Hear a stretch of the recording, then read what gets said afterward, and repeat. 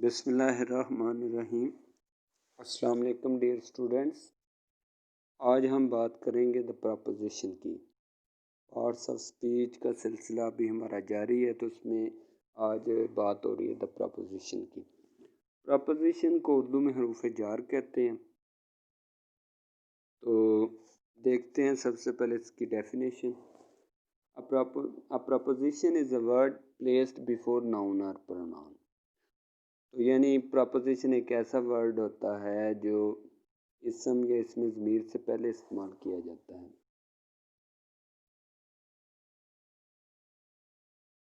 To show its relation to some other word।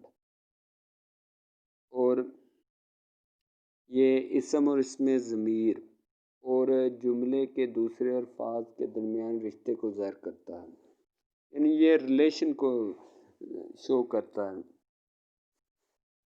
और आम तौर पे जो प्रपोजिशन होती है जुमले में, ये जगह, वक्त, तरीका या निस्बत को ज़ाहिर करता है।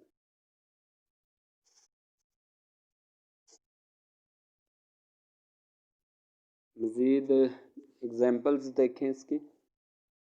This book is on the table, position है इसमें। The man ran towards the dog, towards preposition है, डायरेक्शन को शो कर रही है।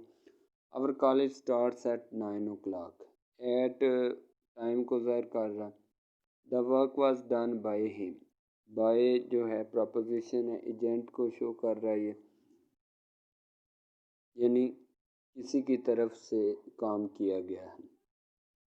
Position of the proposition. Usually the propositions are placed before noun or pronoun।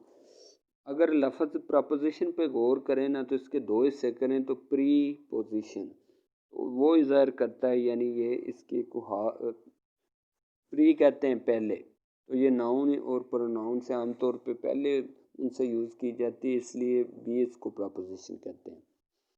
But they can also be followed by verbs, but except after but and except the verb must be in the gerund form। यानी कहता है कि बाज़ ये fail के बाद भी इसको इस्तेमाल करते हैं। ये ज़रूरी है कि फ़ेल जो है इसमें हासिल मुसद्दर यानी जेरंड की शक्ल में हो। जैसे he is taking of immigrating, they insisted on smoking, तो इसमें इमिग्रेटिंग और स्मोकिंग जो है जेरंड है। प्रपोजिशंस नॉर्मली प्रोसीड नाउन और प्रोनाउंस।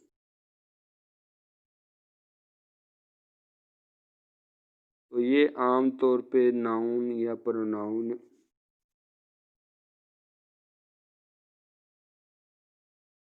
से पहले यूज़ होती हैं।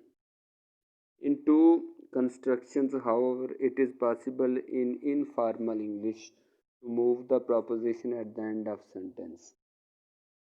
यानी बाज़ का इनफॉर्मल इंग्लिश में ये प्रपोजिशन की जो पोजीशन है उसको बदला भी जा सकता है।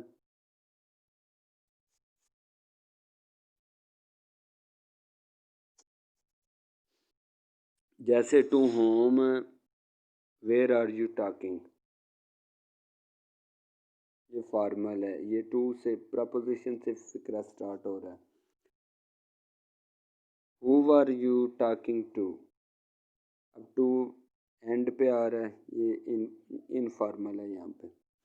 इन which dryer does he keep it, formal है। Which dryer does he keep it in, informal है ये। Similarly in a relation to clauses, a preposition is placed before whom which that can be moved to the end of the clauses। The relation pronoun is omitted। तो relative pronoun is omitted।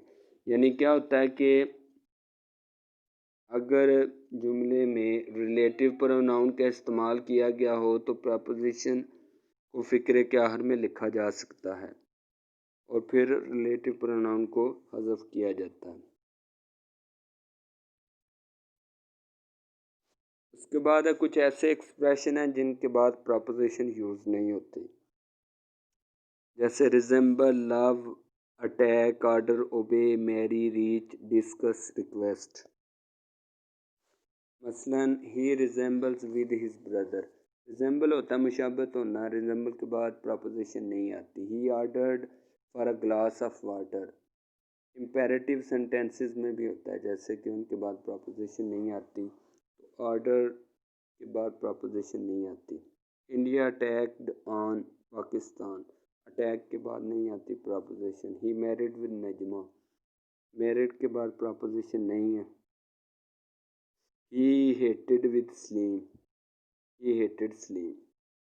Verbs of do not use to with the verbs of communication, जैसे पहले मैं जिक्र कर रहा था। verbs of command, invitation, advice, जिसमें advice, ask, beg, command, order, recommend, request, tell, urge, warn can be followed directly by the person addressed without to plus infinitive। यानी advice के बाद टू नहीं आता, अर्ज के बाद नहीं आता। जैसे they advise to him to wait, advised him to wait आता है, एडवाइस के बाद टू नहीं आएगा। एडवाइस के बाद टू यूज करेंगे तो इनकरेक्ट होगा।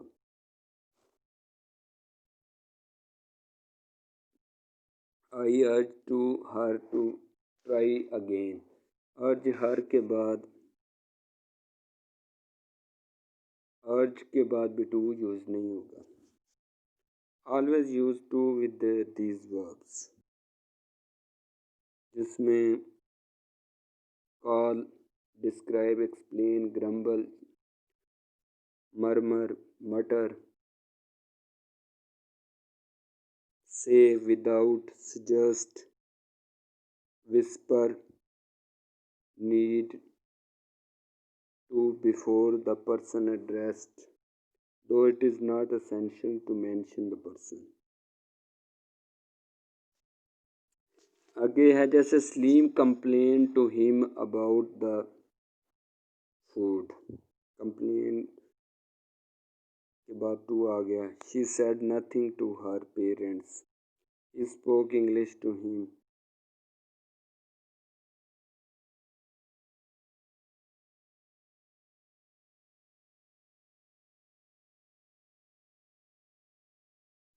शाउट एट भी यूज होता है और शाउट टू भी। ही शाउटेड एट,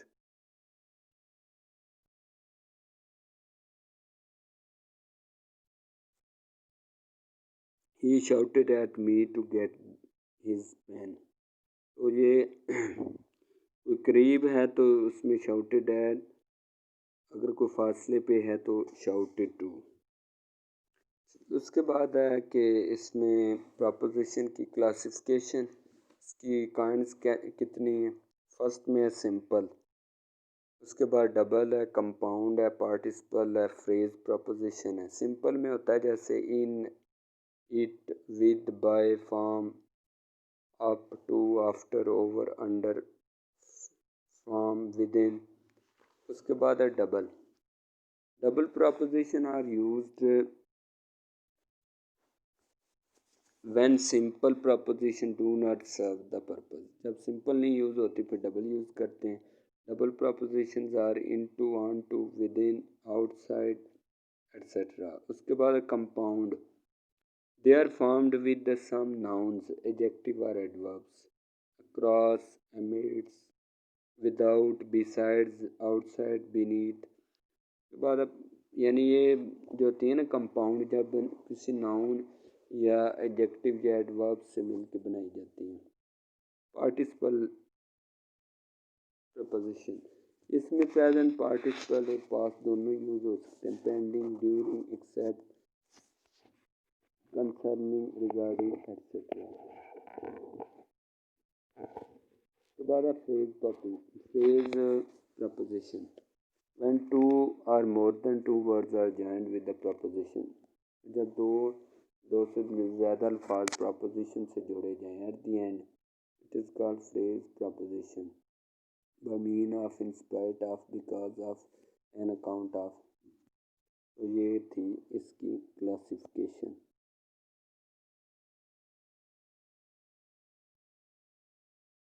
आज के लिए इतना ही काफ़ी है। नेक्स्ट लेक्चर में हम कौन सी प्रपोजिशन किस मकसद के लिए यूज़ होती है उनकी डिटेल्स में जाएंगे। आई होप सो कि आपको ये लेक्चर पसंद आया होगा। इस हवाले से कोई क्वेश्चन आप पूछना चाहें तो कमेंट में पूछ सकते हैं।